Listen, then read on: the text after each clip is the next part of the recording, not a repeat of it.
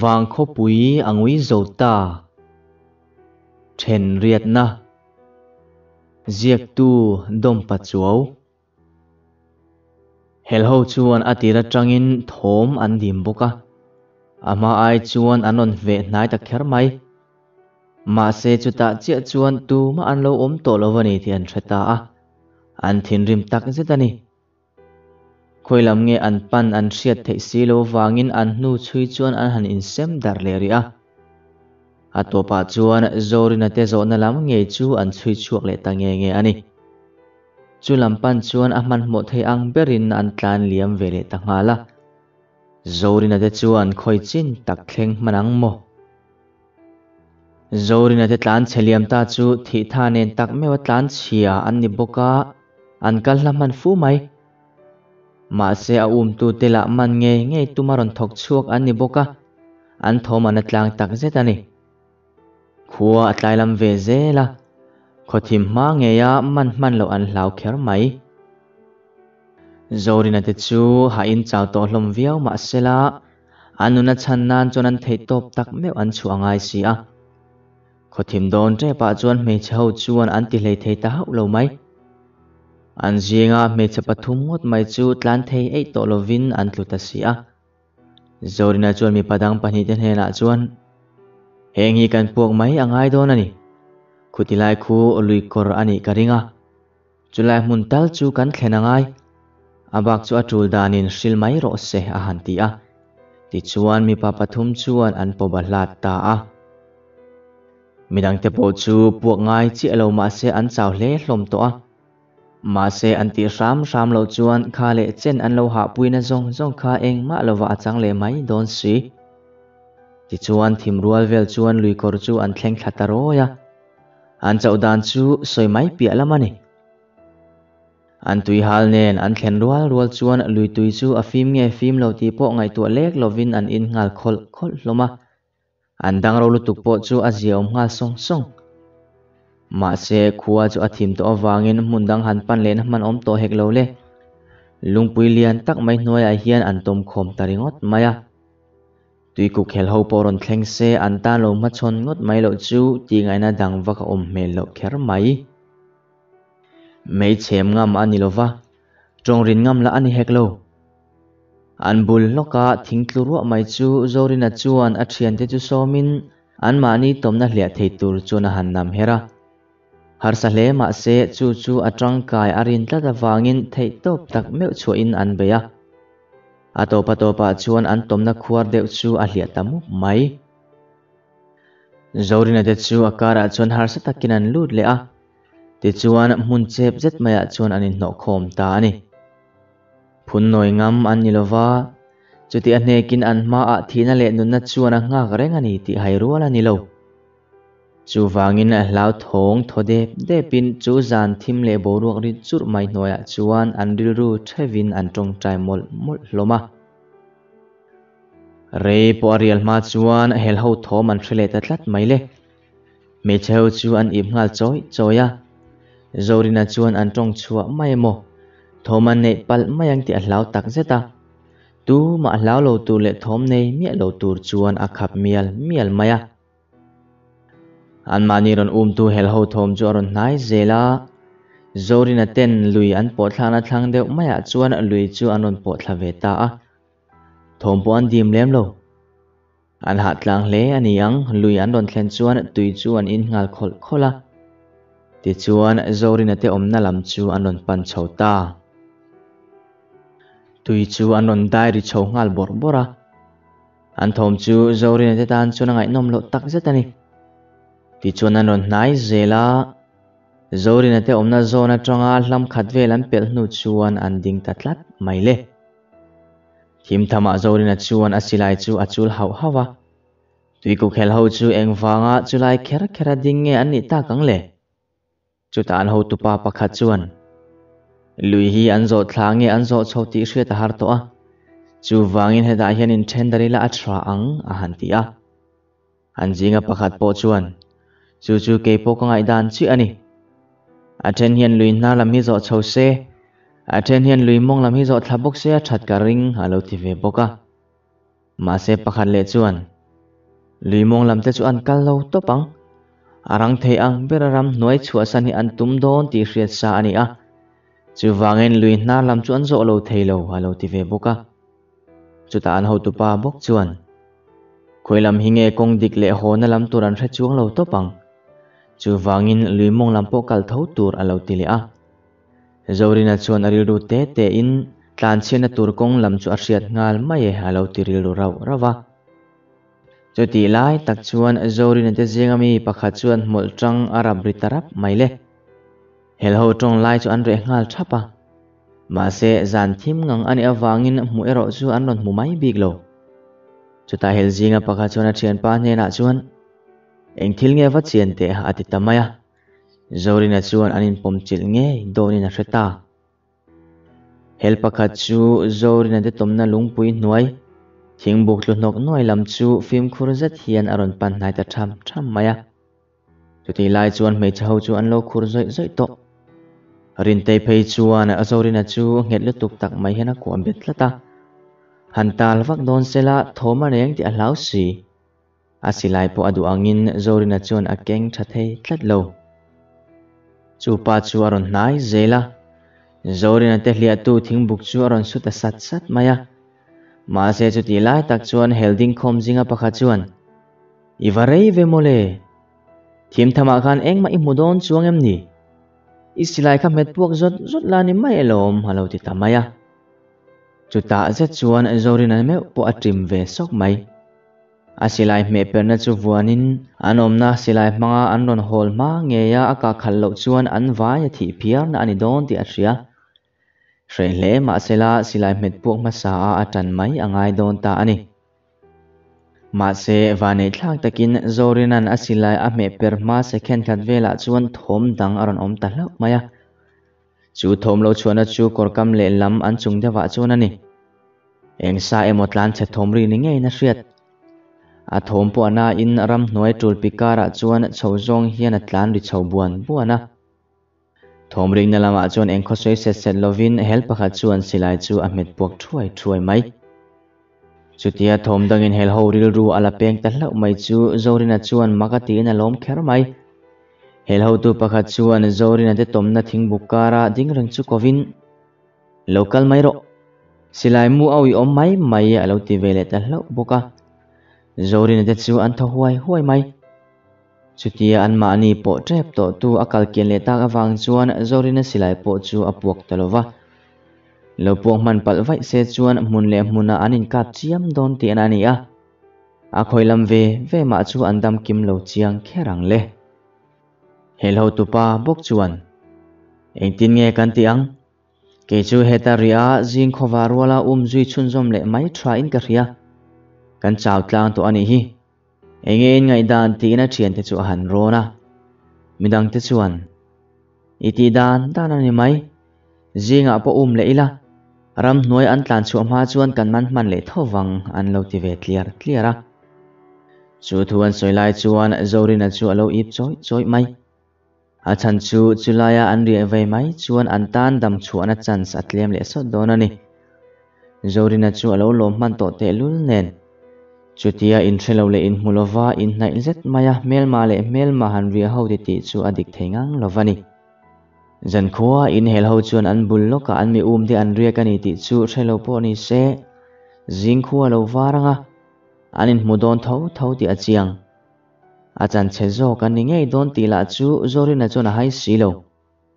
a thlan film chona ron bol ngal zoi maya hel ho la chu thu ti tlu chi asilovin an tong reng mai si chuti laya zorina te mang an dan chu thu soi fi angai na omlo khopana sa ani lam khat dan le ka in mulo le in themi lova hel ho le zorina te an om reng lai chuan atopa zong lui nar lam rian rem chang de varia tum chuan hel ho chuan in thiar filim ta rama anan kalsona an thoma re fel nu chuan zorina chu aron tho chuak hoka kan vathi te ve aron ti chuak sap maya tuma chuan an chang lo a chan chu an thi te lutu kha tong chu mai ngai na po an thelo hialani hare deu nu chuan ngai anon o chole tana an hlau zeli an thi te zia chu hai hi pinan soi mol mola an zinga hmeichhe pakhat chuan zun a chehna sathua ron soi chuak ta phóng maya mà se an han soi chuan hmeichhe ho chuan zun an lo che deuh vek mai alo ni a mà se zorin a ti lo chu an nui a cha chuang lo hlom kher mai zorin a chuan a han ngai tuah thina hel ho soi hmang khan hona kong le tlan china kong chu lui hna lamani ti an hriat pha nge ya mà se chu an hona tur kong lama chuan an mani tu hel ho nge chuan om le ta box si eng tia ti tur nge ti le an tom na atang chuan eng hona kal chhuah nge chi ang ti chu ngai tuah tham takani ta zorin a chuan eng po ni se zanin chu heta hian kan thut lai var lo mayanga naktu khovar vele helai hmun hi kan chhuah san nga lang tin ala thei ang bera hel ho kha kan hela ngai dona wangin a ha thlak viau mai theya ma se kan ti thei nge ang ti ka hria ani kan phim khur viau lo chuan kan in to kemo kan in nang ching le palang ti mo hi a hla om a han ti a midang te chuan an chhang lova ma se thu chu nial tum an om chuang lo chuta zorin a bok chuan a thei ram chuan muthil tum ro ani lo chuan in chawlu tukang naktu ka ni lengen kan kal le dona eng tianga re nge tlan chiat kan langai don ti por hriat vani su chu wangin ha dam takin mutum ro hel ho kha chu an ron le ri to lowang zanin chuan ti in a thian te chu a hnema a fui mol boka ti chuan an chaw tlang to hlom bok ani ang reilo te a chuan a thian te chu an muhil ngal bora a then phei chu an hnar ka ma se an hnarin deuh don chuan zorin a chuan a soi har le zau zel bok ama zorin a ero chu chin khat ma ching lo thung chutia tui taka an mut bor lai tak chuan vainu chu aron trap chuak ta thut maya an hat chiang hlom kher mai chu vele rang lu tukin zorin a chuan aka a hup sak ngal wata midang chuan trap lo tu le beng chang lo turin an khap luai boka thom de mangai na kalaya chutia trap thom an han chhuah ta mai chu eng ang taka poi thui tur nge ti hriat a har ta nge mai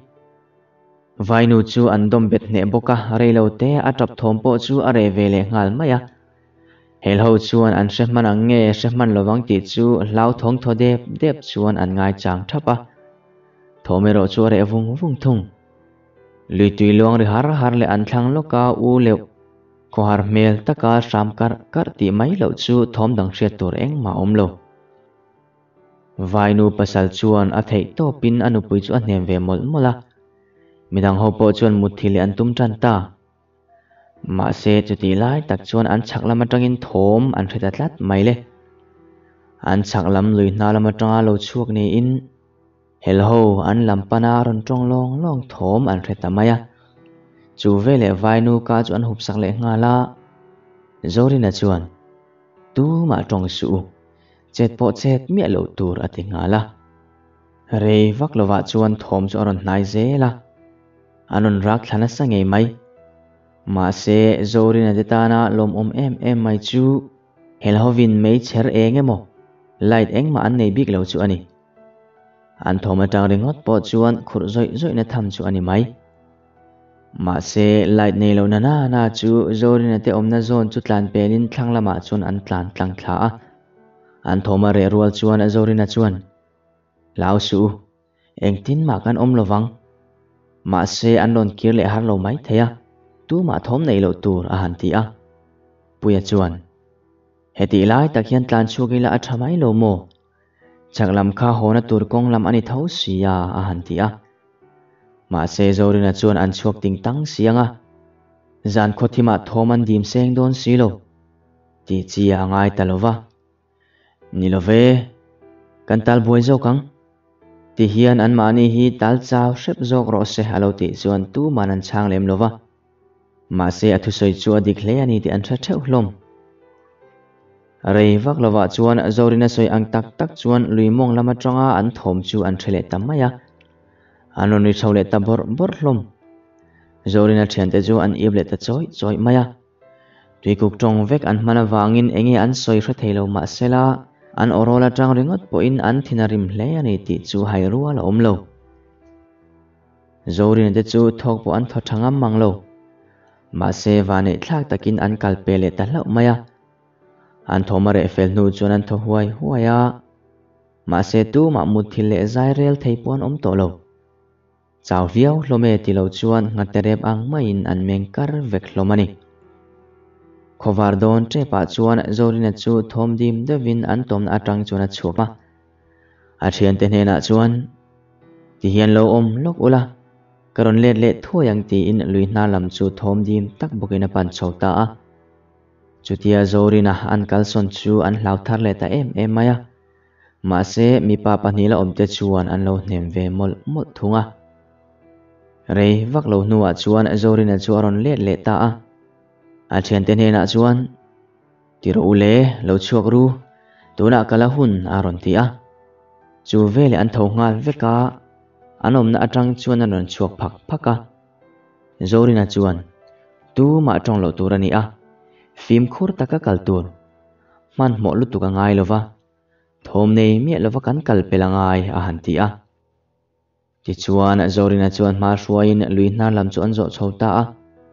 an thei tok theu chuan an phim khur em veka thui vak lo an kal hnu chuan zorina chu ading ta a zoile fia taxi hian an chhak chia sir lam chu kokin hel ho ri an ani thu chu han soi sapa thom nei mi lova kal pel turani thu soi zomin ama chuan ma hruaile ngal boka midang chuan an zui ngal thlia puya chuan hnung dol tumin midang chu akian zela ma se atopa chuan an jinga meche pakhat chu akal lui ngam ve tlat lo mai puya chuan a hlo lo thu le tun hi an hun thranei ani thu hril pa in an nor ngara atopa chuan an nor kal ve thei ta rama hel ho omna zon an thlen chuan thoman dim satlia po ani lo meche ho phei chu an kal hlei thei to lova an khurna salutuk chu mang an thla ka ni ta zorina chu adinga midang chu kal turin an nor troka trong kam man ngam na che ni to silo hel ho ero chu tui tak main an nar ku khloma chumi kara kalpel nge chu an ta na ngai si chuti na kalai chuan an jinga pakhat chu lungna la atluri ta hlau maya nari chu atom ngal chota tu ma chenga manom to lo thim thama chuan thom ani zui lo nan remlo faran mai hian zorina chuan luyat lu chu anor bet ringot maya midang la thok wan thothangam to lo chutiang chuan minit thum vel zet chu hlau le khurin posilak lo zet mai chuan an omta a nakina chuan nari po zoite te inaron omle tana are tiala aring le ta tial thung chuta chuan zorina chuan kai thova midang ho chu thom nei mi lova kal tura hril nan andara a han nor hloma ti chuan ama chuan an hnung chu dol ve thungin koi khat chu har sa ti tak chung chuan an liam thei ta rama zorina lom lutuk chu an nuka ul theu mai ma se in thlada na chi alani hau lo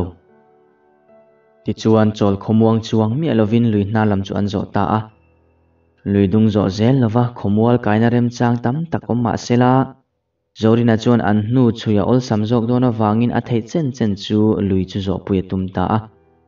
thui takan zo hnu chuan khuwa po aron war chiang tan ta an chaw to si a khowar chian hnu chuan chol zai an rel ta a ma se re chol ngam chian ni lo ti chu an thra chiang em vek